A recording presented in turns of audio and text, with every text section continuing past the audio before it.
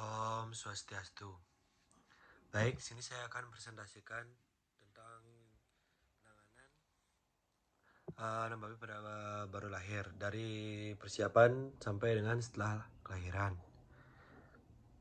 Sebelumnya, perkenalkan nama saya Sang Yoman Arenata dengan NIM 2109511 dari kelas D. Baik, yang pertama yaitu tata laksana persiapan kelahiran.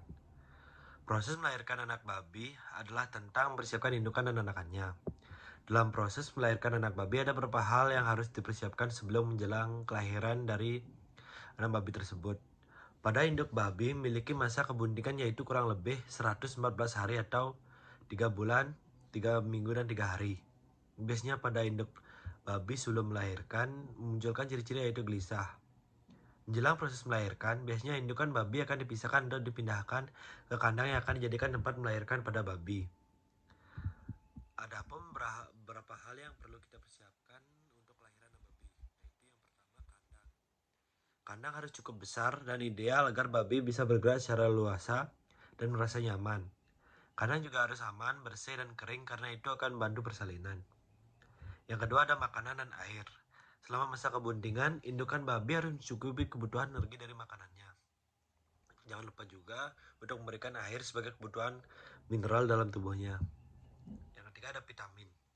Selama masa kebuntingan, indukan babi kondisinya harus selalu terjaga agar sampai anak babi baru lahir tetap sehat dan kuat supaya bisa melahirkan secara normal.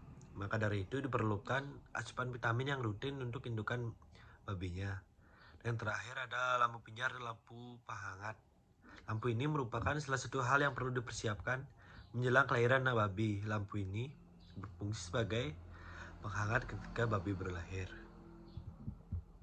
Setelah itu ada tata laksana anak babi yang baru lahir. Tata laksana yang paling kritis adalah pada waktu induk akan beranak.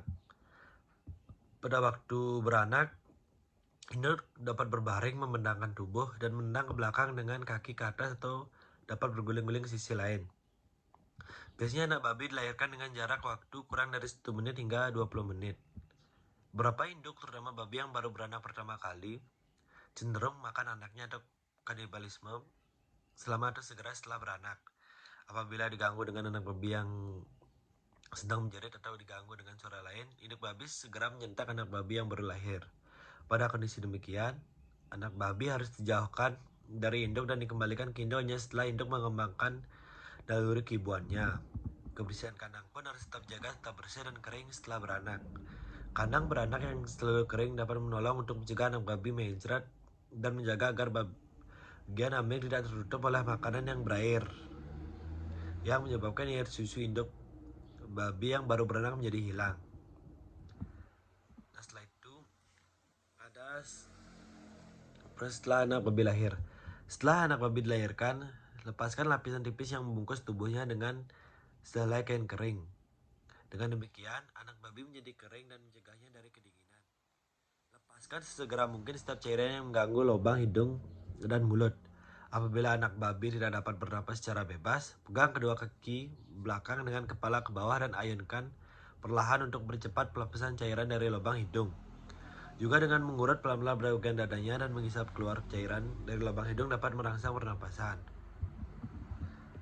Setelah itu ada pun langkah-langkah yang dilakukan setelah anak babi baru lahir. Di antaranya yang pertama, memotong tali pusar. Tali pusar adalah organ yang sangat penting untuk pertumbuhan dan perkembangan fetus selama kebuntingan, tapi menjadi suatu bagian tidak diperlukan dan merupakan daerah yang berbahaya untuk masuknya infeksi setelah anak babi lahir. Dengan demikian, tali pusar harus dipotong dengan cara sederhana, yaitu yang pertama ikat tali pusar kira-kira 2 cm dari pangkal dengan seutas benang steril untuk meyakinkan tidak ada bahaya karena pendarahan melalui arteri tali pusar. Yang kedua, potong tali pusar dengan gunting atau pisau di bawah ikatan. Dan setelah itu oleskan di tempat pemotongan tali pusar dengan iodium tincture keras untuk mencegah infeksi atau sakit pada tali pusar.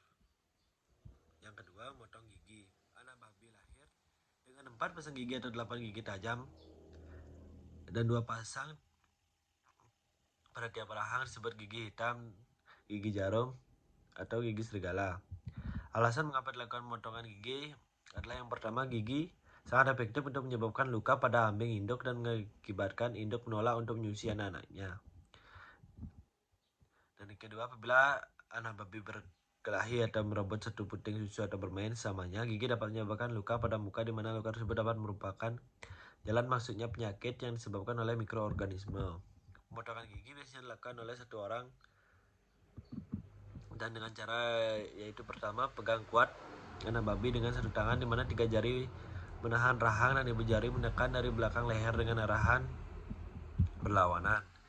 Yang kedua, masukkan jari telunjuk pada satu sisi dari mulut persis di belakang gigi jarum mendekati ujung lidah. Dan setelah itu dengan alat memotong gigi atau alat memotong kuku biasa, potong gigi di atas gusi. Penting untuk menghindari pemotongan gigi sampai dasarnya. Jangan membuat sudut yang tajam atau bergerigi yang dapat menyebabkan luka pada gusi dan lidah. Setelah itu, ketiga, motong ekor. Menggigit ekor adalah suatu masalah yang sering terjadi di hampir semua peternakan babi. Maka secara rutin dilakukan pemotongan ekor anak babi baru lahir. Panjang ekor yang dipotong dapat dari ujung hingga pangkal ekor. Tapi biasanya cukup untuk memotong 2/3 hingga 3/4 dari ekor. Yang keempat ada mendapatkan kolostrum. Segera setelah potongan gigi, letakkan kembali anak babi bersama induknya agar anak babi dapat menyusu atau memperoleh air susu pertama atau kolostrum yang mengandung daya tahan tubuh yang tinggi. Penyerapan kolostrum adalah kritis untuk kehidupan anak babi yang baru lahir, sebagaimana fungsinya yang merupakan sumber utama kekebalan melawan penyakit pada masa awal kehidupan. Setelah itu, ada penyuntikan zat besi. Anemia pada anak babi menyusui merupakan masalah yang telah lama diketahui secara baik oleh para peternak maju. Hal ini terjadi disebabkan oleh kekurangan zat besi di mana plasenta dan ambing tidak efisien memindahkan mineral tersebut. Penambahan zat besi untuk mengatasi kekurangan zat besi pada anak babi yang tidak bersentuhan dengan tanah dapat diberikan baik melalui mulut maupun disuntikkan. Penyuntikan zat besi biasanya dianjurkan diberikan ketika babi berumur 3 hari. Tapi hasil yang memuaskan dapat diperoleh jika anak babi disuntik sewaktu-waktu pada minggu pertama setelah lahir. Penyuntikan cairan zat besi secara meyakinkan dapat mempertahankan hemoglobin pada taraf yang sangat tinggi, tapi dapat menyebabkan luka pada tempat penyuntikan. Nah, ada juga pembuatan tanda nomor. Tiap ekor anak babi dapat seperindukan harus diberi tanda atau nomor dalam waktu 24 jam setelah lahir guna mengukur penampilan dari kelompok, bijaksanaan dalam mengapkir, dan ketegasan dalam menyeleksi bibit pengganti. Para peternak kecil biasanya memberikan tanda pada babi dengan membuat titik-titik pada kulit atau tanda-tanda tertentu pada bulu. Dengan menggunakan eartag, cabakar, pilok, dan sebagainya. Tapi cara ini umum digunakan oleh para peternak babi. Nah, yang terakhir ada kastrasi atau kebiri.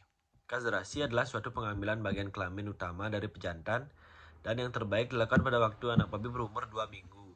Pada umur ini, anak babi dengan mudah ditangani. Syok dan gangguan pertumbuhan sangat minim dan kesempatan luka terkena infeksi sangat kurang. Karena tempat atau kandang menyusui lebih bersih daripada kandang ternak babi sapihan. Kastrasi anak babi dilakukan terutama untuk mencegah individu yang tidak diinginkan dari gambaran dirinya sendiri. Fasilitas pemberian makan secara bersama dan juga untuk tata laksana praktis lainnya. Tujuan dari pengembirian adalah untuk memperbaiki karkas, akan tetapi kenyataan secara keseluruhan memperlihatkan bahwa pertumbuhan babi jantan hampir sama, bila tidak lebih cepat daripada babi kebiri pada umur pasar yang sama, dan dengan efisiensi penggunaan makanan dan kualitas karkas yang lebih baik. Nah, sekian penjelasan dan presentasi dari saya tentang penanganan kelahiran babi dari persiapan sampai setelah lahir. Semoga video ini bisa bermanfaat bagi yang menonton. Sekian dan terima kasih. Om Santi.